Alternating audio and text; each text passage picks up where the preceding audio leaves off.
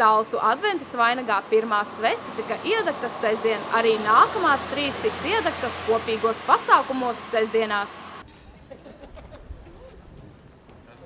Sestdien laukumā pie Rožnama sanāca talsinieki un pilsētas viesi, lai kopīgi iedegtu pirmo adventas sveci Talsu vainagā. Klātesošos šajā vakarā uzrunāja Talsu novada domes priekšsēdētājs Aivars Lācarus. Patiesībā mēs kopjam ne tikai savas tradīcijas, bet kopjam visas tās tradīcijas, kas saucās par kristīgās pasaules tradīcijām. Un neseno notikumu kontekstā tas ir īpaši svarīgi. Un tās ir mūsu vērtības, ko mēs gribam saglabāt un ar kurām mēs gribam padarīt šo pasauli jaukāku, skaistāku.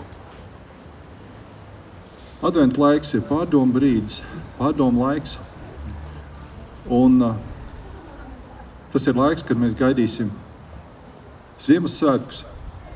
Katram šis vārds un šis notikums ir kaut kas cits, bet kopumā mēs tomēr gaidām to brīnumu, kas pasauli padarītu skaistāku un labāku. Katru sestdienu adventas svētkos pie vainaga klātesošos sveiks kādas Talsu draudzes mācītājs. Pirmās sveces iedegšanas pasākumā uzrunu teica luterāņu draudzes mācītājs Agnis Liepiņš.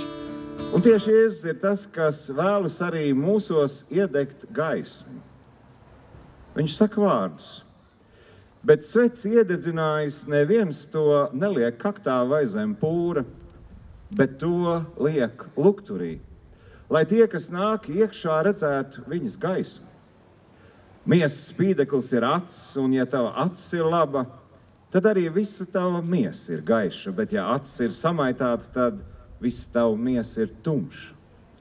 Tad nu pielūko, ka gaisma, kas tevī ir, nekļūst par tumsu. Ja nu visa tava miesa ir gaiša bez kāda tumša kaktiņa, tad viņa būs tik gaiša, it kā svece ar savu gaismu tev apspīdētu. Otro adventas sveci kopā iedegsim 5. decembrī 17:00 kopā ar Talsu baptistu draudzes mācītāju Baiba Demberga, Kristis Rudaks, Talsu televīzija.